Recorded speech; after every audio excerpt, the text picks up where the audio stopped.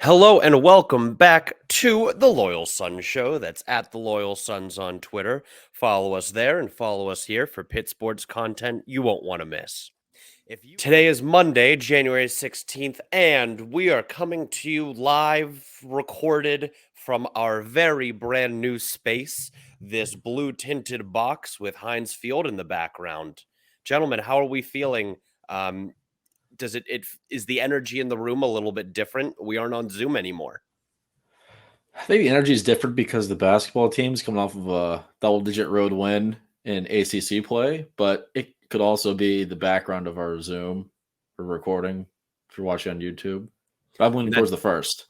that's your incentive to watch on YouTube. Yeah, I almost forgot about the basketball game. Get easily distracted by these shiny new things like a new recording service really stepping up in the world. But now that you mentioned it, Pitt basketball, big double-digit win this Saturday. What are we feeling about that game? What did we feel during that game? And how have we recalibrated our brains to believe that that was just like a perfect running out of the gym of the Georgia Tech Yellow Jackets? I think in the moment there was some nerves. Obviously, this was a game that, despite Georgia Tech being 8-9 team, it felt like a game that was huge because Pitt was coming off 2 straight losses, and it was a game that we absolutely had to have to stay on the bubble and in these tournament talks. And it just felt like in the first half, Georgia Tech was shooting the lights out, getting every loose ball, getting weird bounces their way, and it just felt like one of those games that Pitt was just going to get unlucky. We had a small stretch in the second half where we went through another drought where we couldn't put the ball in the hole, and then Pitt finishes the game up 11 points and gets a double-digit win on the road. So it's really encouraging to me. One of the most promising wins of this year is it felt like a lot of things went wrong for Pitt, and then they still managed to pull off a road victory by double digits. So that was really encouraging going into this stretch where Pitt probably had to win this game and the next two to really keep their hopes alive for the tournament.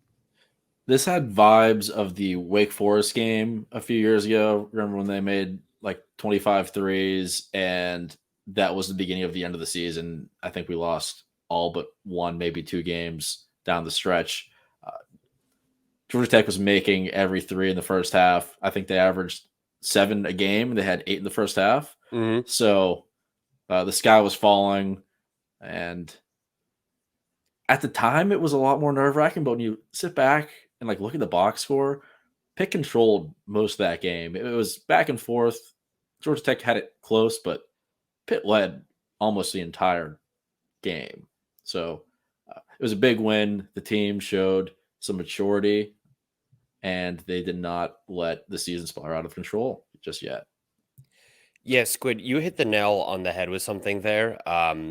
It felt like the trademark of the post Jamie Dixon era for Pitt basketball is, oh, this team is shooting 70% from three that averages like 35%. You referenced that game against Wake Forest.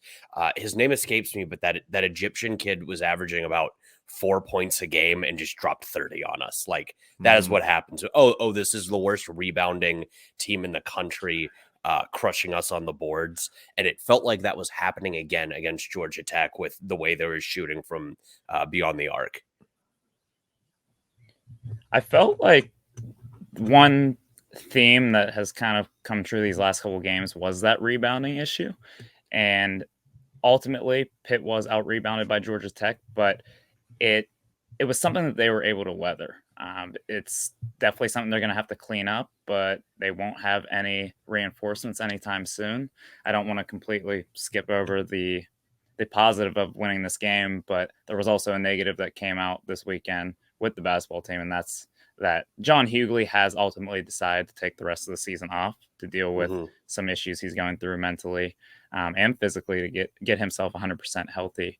But those reinforcements won't be coming. I think a lot of Pitt fans and in our hopes and in the back of our minds, it was Hughley will eventually be back for this team, and that'll add another big body, someone to help on the glass. So these guys, the 9 scholarship guys that Pitt has available right now, are the ones that they're going to have to roll with through the rest of the year. So not going to be a growth spurt between now and the end of the season. So these guys kind of just have to figure it out. They can beef up the Twins. If I can gain like 15 pounds over a holiday, I think they can put a little bit of meat on the Diaz grams.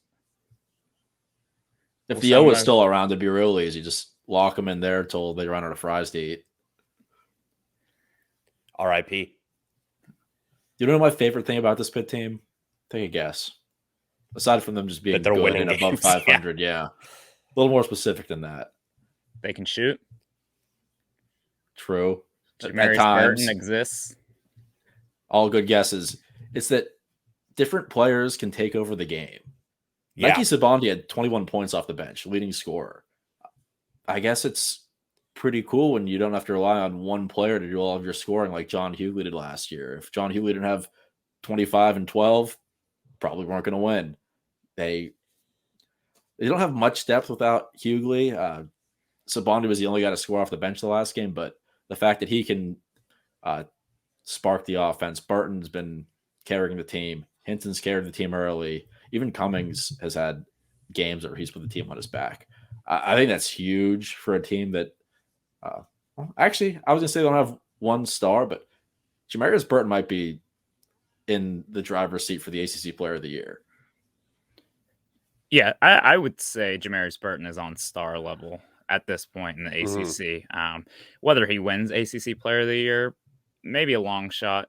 They're going to want to give Filipowski, whatever. They're going to want to give it to a blue blood. They're going to want to give it to Filipowski, Baycott, if UNC can turn things around. Tobacco Road kids.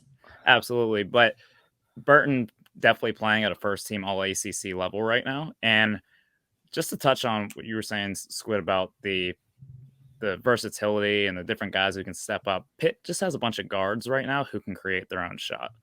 Sabondi, obviously, I think that's probably his biggest strength, is being able to create his own shot. There was a few times where the shot clock was winding down and it was like, all right, everyone give Nike some space. And he either blows by a guy for a layup or hits that right to left crossover and pulls up for a silky Nike jumper. cook. Yeah, let Nike cook. And then you have times when, we need a bucket, and it's like, all right, let Jamarius Burton put this smaller guard in the post. They can't handle him down there. And then you have, obviously, Nelly. Nelly, a few times this year, has got that mid-range jumper really going. So having those different guards who can make things happen is something that Pitt has been missing, quite frankly, for about 8 years. So it's really nice to have those type of guys, and you're going to need those type of guys come March. And the way Pitt's playing right now, I mean, it's really a lot of just high screen and roll, high pick and roll, space it out, let these guards beat their guy one-on-one. So that's how Pitt has kind of developed their identity this year. And there's going to be, every time, you look at the Duke game, you have that long stretch where they don't score. You have Pitt fans on Twitter saying, oh, Cable isn't making any adjustments. Offense stinks. It's a bunch of guys standing around. Well, quite frankly, that's just how this team plays offense. And it looks really good when Burton and Sabondi are taking over, and when they can't get to the hole or can't hit shots, it looks ugly. But that's just the way it's going to be for the rest of the year. So it's promising to see that there's a few different guys stepping up. And I'm really intrigued to see how this holds up through the entirety of the ACC schedule, because all these guys are playing a lot of minutes. I mean, 30 plus minutes for Burton, 30 plus minutes for Hinson, for Nike. So it may not be sustainable, but these are the guys they got to roll with. Dylan, you mentioned something there that you had a really great tweet about after either the Georgia Tech or the Duke game, which we have yet to mention because it made us sad. People just kind of throw out the term adjustments to levy criticisms against a coach. And it doesn't really mean anything. And now to the layman, and I can say that on a like firsthand basis, when they run an offense, it looks like five guys running a loop-de-loop around the 3-point line, hoping one of them gets open. But you, a basketball mind, probably see what they are actually trying to accomplish. Can you talk about that a little bit? And also, kind of the cop out of saying, well, Capel doesn't make adjustments. and why that is true or not. More loop-de-loop. Yeah, I mean, I don't know if I can really give you a whole X's and O's film session here, but I mean, it's pretty clear. What are we paying you for? You're right. I'll get to work. But you really can't say, like, you look at the Pitt team, and you can't say they run, UVA, for example, runs the mover blocker offense to perfection. And it's very annoying and it's very effective. And it's like, I remember hearing people behind me at the UVA game, like, they're running the same thing every time. Why can't we figure it out? And it's all really based off, a certain set of rules that they play off of. But it's pretty clear that Pitt has realized what they have, and that's a couple bigs who really might be able to catch a lob, but really they're there to screen and roll and try to give the guards some space. You have a bunch of veteran guards who have proven that they can make difficult shots and create their own shots. So it's basically set a high screen with these guys, see if we can get into some type of switch that favors us on the matchup. Get a big guy on Burton, because if get a big switched onto him, they're not quick enough to keep up with him. And if you switch a smaller guard onto him, he'll put him in the post. Same thing with Nike. If you can get a switch with him with a bigger guy, he's quicker than most guys up with his first step. So it really is like trying to get these switches that benefit them in that one-on-one game. And then if they can start beating guys off the dribble, Kickdar shooters, Blake Henson a shooter, Greg Elliott in the corner a shooter. And that's kind of the way they look like they're going to play for the rest of the year. So when it comes to adjustments, I don't really know if there was any adjustment Capel could have made outside of, hey guys, let's start hitting a couple more shots, or hey guys, that's just good coaching. Yeah, I mean, let's grow another couple inches so we can grab these rebounds so we don't give up 20-second chance points. Yeah, it's always it's in every sport. You hear it in people criticizing Mike Tomlin too. It's at halftime, he didn't make any adjustments. Man, there's 15 minutes in an NFL halftime. There's no rewriting the rule book or the playbook. There's no in-depth, complete schematic changes going on in a 15-minute halftime. And I feel like the average fan isn't going to recognize those adjustments unless, one, the announcer points it out, or two, the Steelers come out running the triple option in the third quarter, So I agree. It is just kind of a cop-out. And there is valid criticism to be levied against Jeff Capel, just, watching the way these Pitt games typically flow the past couple years. But we're splitting hairs with the adjustments talk. It's funny how these games have started to go in our favor a little more now that we have some better players. It's funny how that works. Weird. So let's look ahead to this week. We're looking ahead. We're on the bubble. Depending on where you look at, we're pretty unanimously in the tournament, at least, whether it's the playing game, 9 seed, 11 seed, depending on which bracketology you look at. But it's going to take some work, and I think this is a big week to maybe get off the bubble and into the actual tournament. We have at Louisville, home against Florida State this week. That's got to be 2-0. Yeah. So before we kind of jump into previewing Louisville and Florida State, what have you guys been seeing from bracketology? Because I know it's kind of like shooting blind at this point, but the fact that we are consistently being mentioned as either a fringe team or a team that is firmly in is giving a lot of us a reason to live right now. So kind of what have you been seeing, and what needs to continue to happen for us to make the dance win, I guess, would be the first one, but someone else talk. Well, I know Joe Lunardi is pretty much money. When it comes to the actual bracket getting released, he's always 63 of 64 teams, or I guess there's 68 now. So he's never more than 1 or 2 teams off. So he has a pretty good feel on the pulse of where things stand. And as of Friday, so January 13th, he had Pitt as the last team in. Funny enough, he actually had Penn State as the first team out. So we got him. At that point, that would put us at an 11 seed, probably playing one of those playing games, one of the first 4 games, I should say. And also, CBS Sports just came out with their new projections today, and they have Pitt as a 9 seed, which puts them a little more firmly in the field. So I think they've kind of been floating around that area. You know, Andy Katz is another guy who's been really high on Pitt. I think he had Pitt at 21 in the country before their loss to Duke. I like So, him. I don't know who he is, but I like him now. yeah, so Pitt right now is very much in that bubble field conversation, but I think to your question, David, about what do they need to do? Obviously, win, but they need to win these games that are there against a team like Louisville, who has 2 wins on the season. They have to beat Florida State at home, a team who's 5-13. They can't drop these type of games because those type of bad losses will really kill them in the analytics. I mean, a down ACC, especially a team like Louisville that you're going to play twice this season. Although that feels like that should be 2 free wins, those wins don't really get you much in terms of quality wins. That's not going to be a Right. Q1 win. I mean, Louisville is as just about as bad as it gets in like the Power 6 conferences this year. So Yeah. So even beating them doesn't really even help you that much. You have to win against them. yeah. So I guess to transition into that, what the hell happened to Louisville?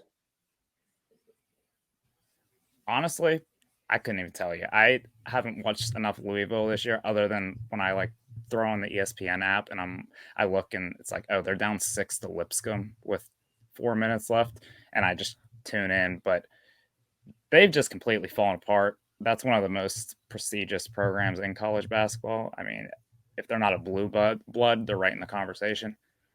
They should probably bring back Patino if they have the chance. But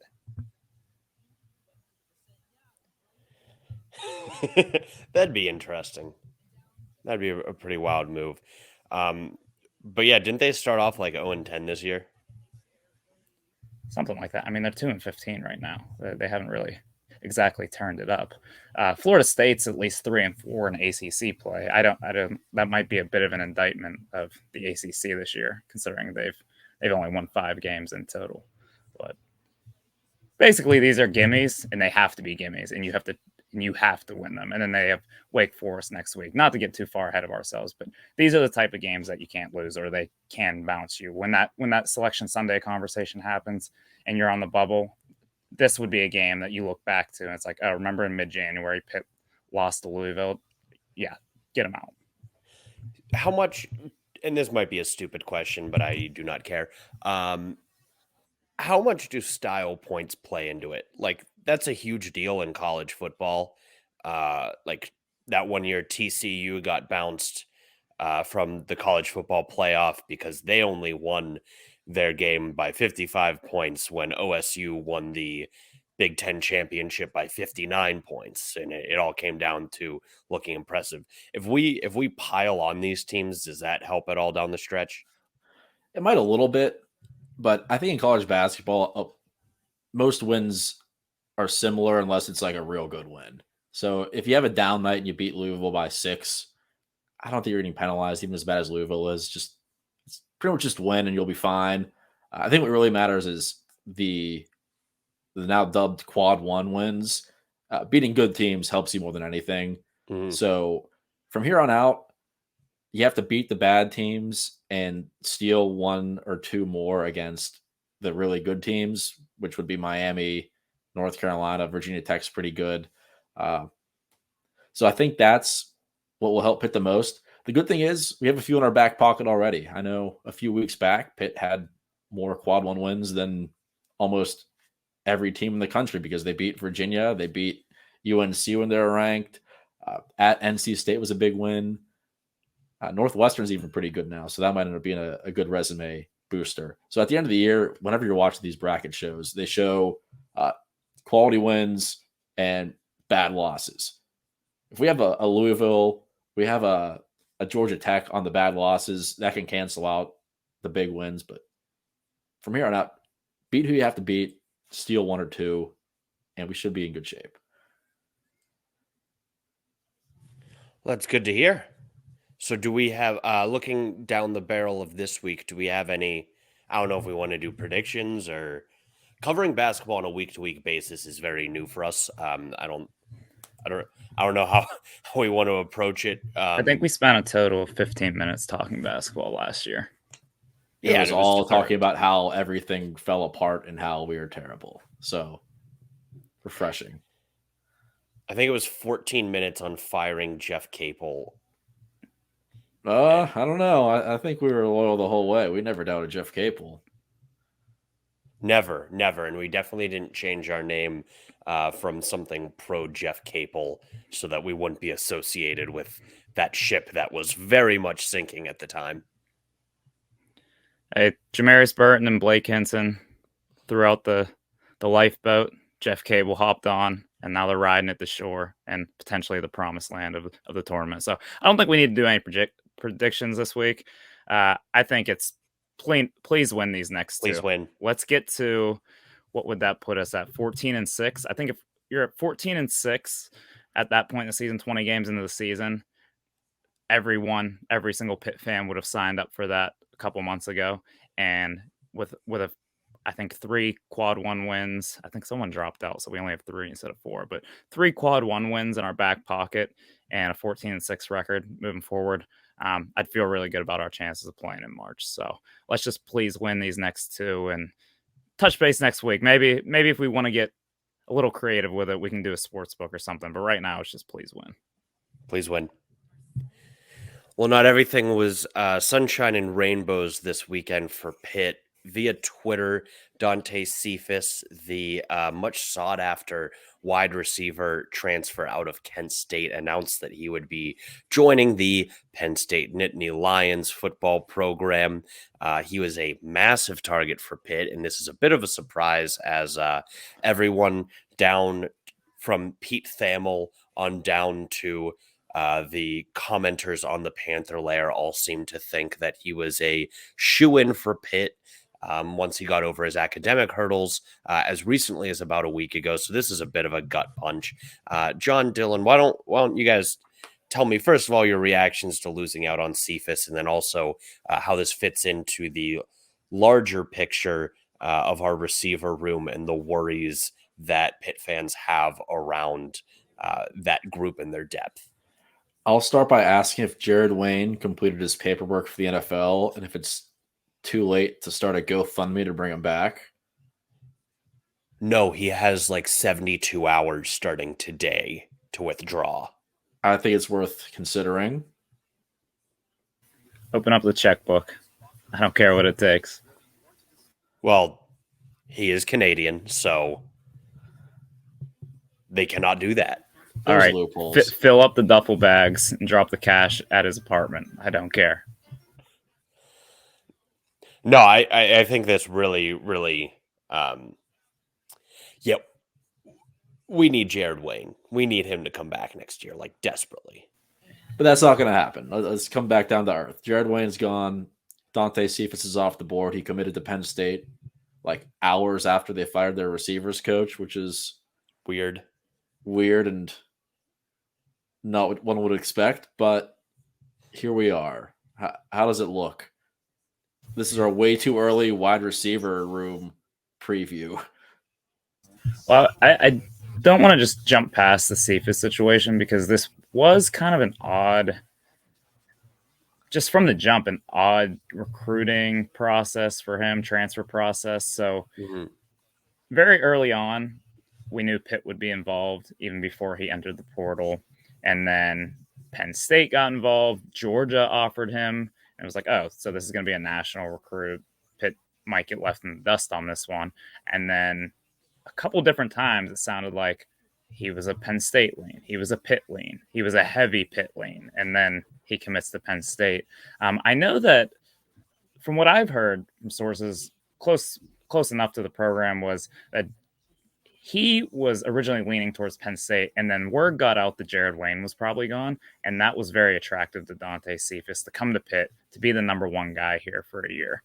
If he would have been second fiddle to Jared Wayne or kind of having to fight for those number 1 reps, it wasn't as attractive. So to see Jared Wayne leave, I really thought that meant we had a good chance at Cephas. Right. And I feel like the Pitt coaching staff probably felt the same way.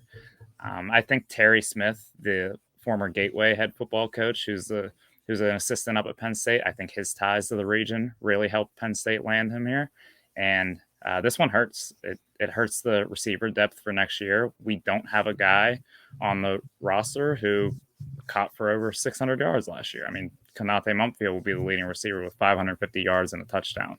So there is a lot to be left to be desired with this receiving core.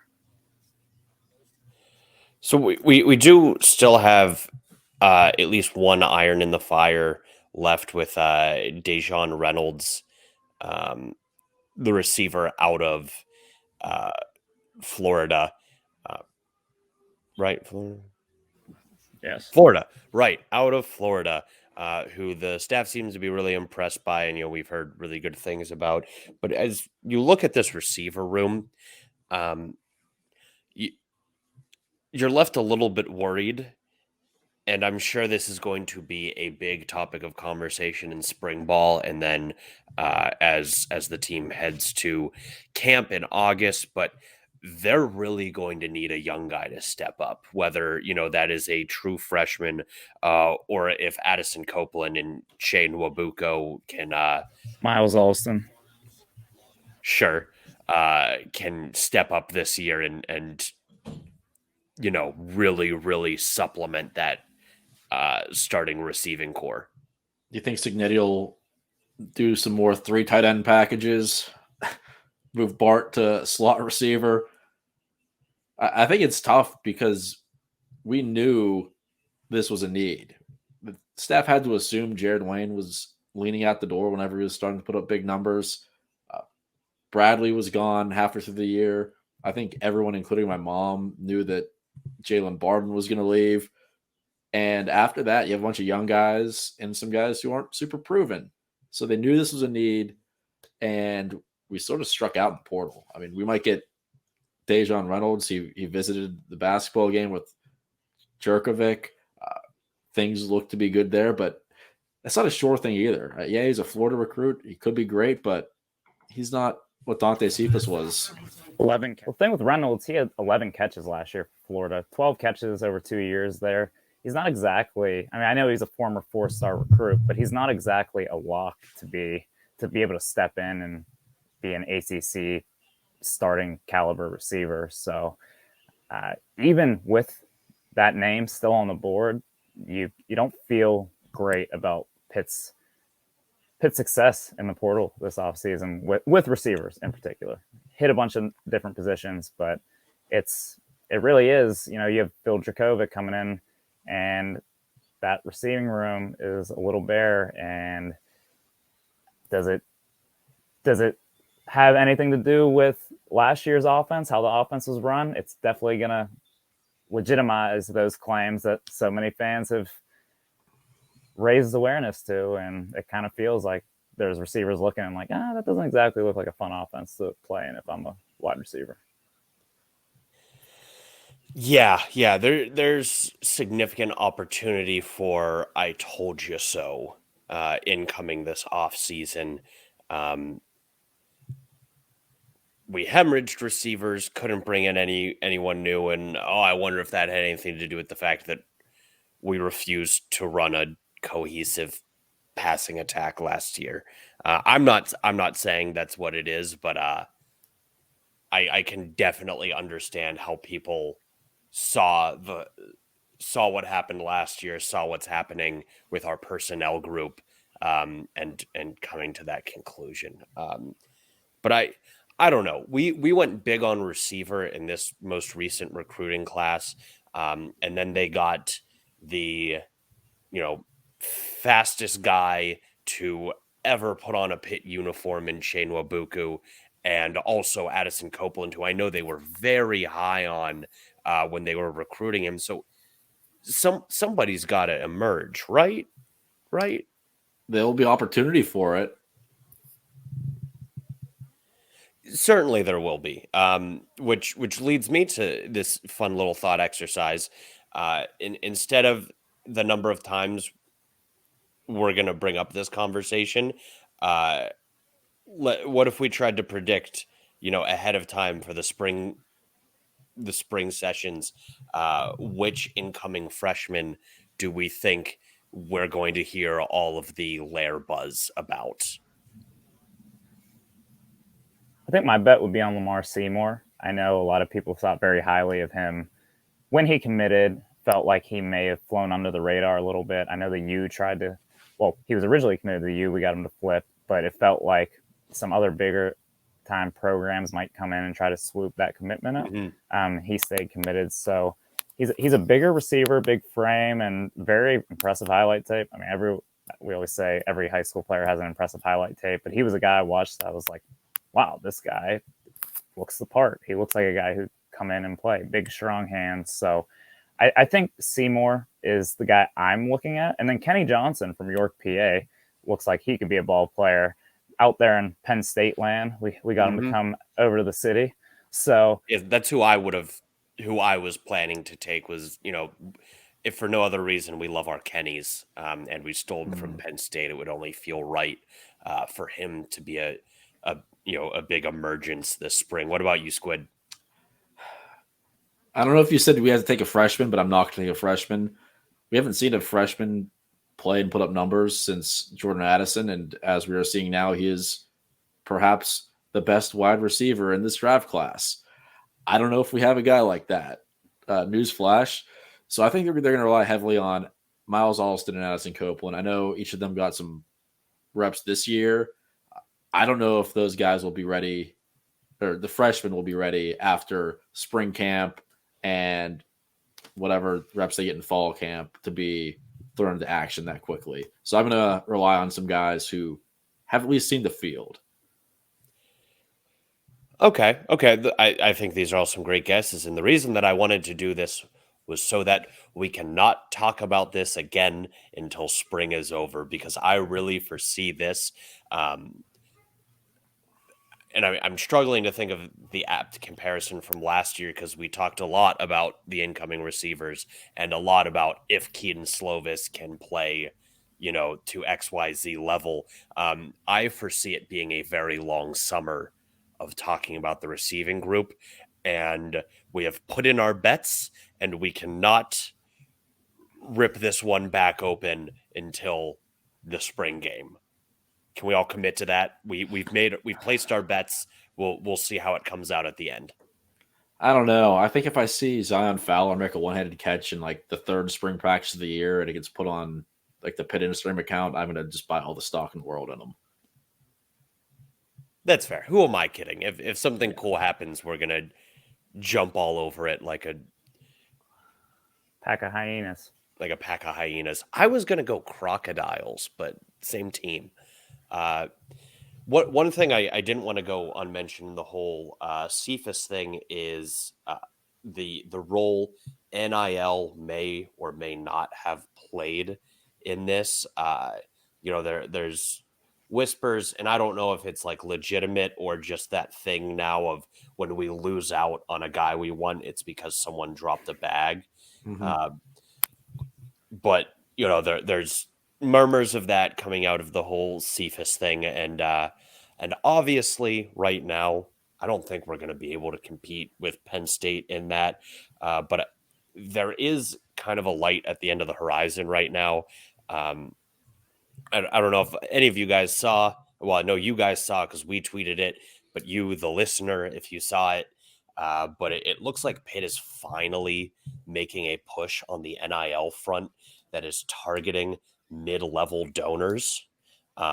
Pitt's big mistake, I think anyone who's tuned into the program would tell you as NIL was rolled out, is they barked up the Chris Bickle tree and the tree of anyone else in that tax bracket for big high-end donors, but there wasn't really a way for people with our income to contribute to NIL. But Heather Like and Pat Bostic did that video package talking about a subscription, and that should be huge for Pitt.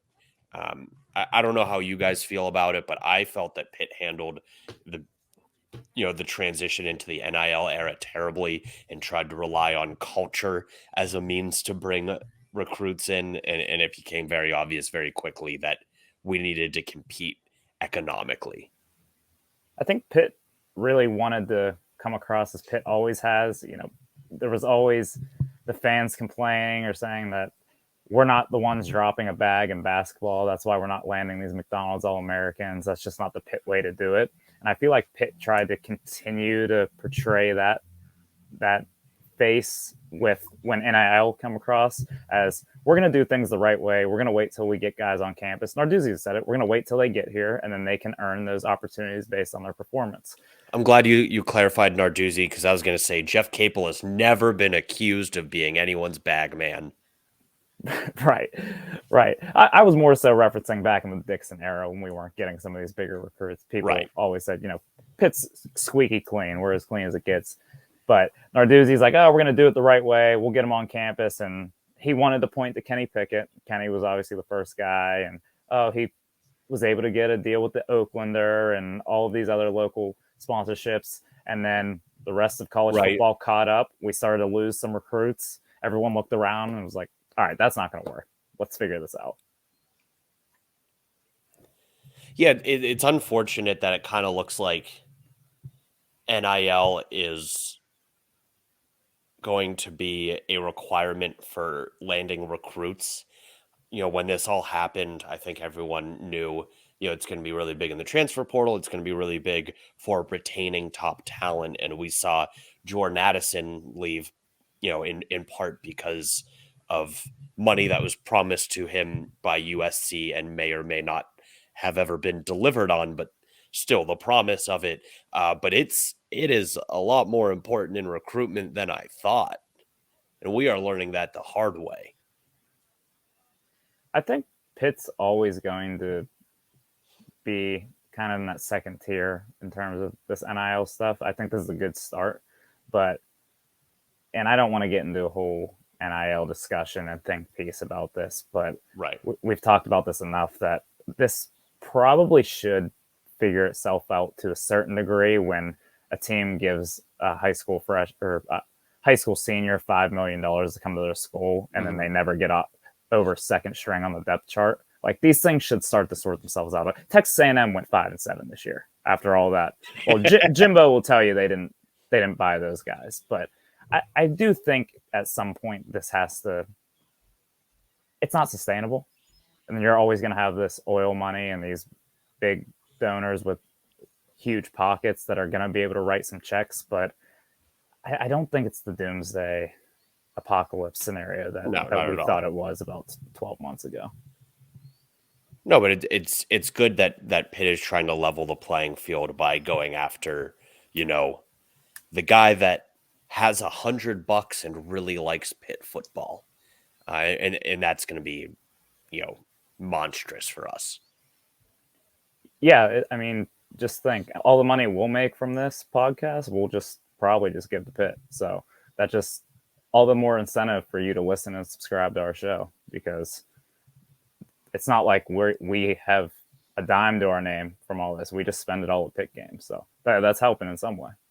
Yeah, we need to start writing off Pitt games in our taxes so that we can see something out of this, I don't know, whatever. But yeah, so if you're listening to this,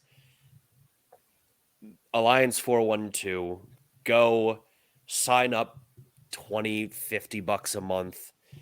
It'll go to, all Pitt athletes, not just the football team, which is, huge because, the women's volleyball team and the gymnastics team and the wrestling team, they put in a shift. They put in a shift every day too. So, spread the love.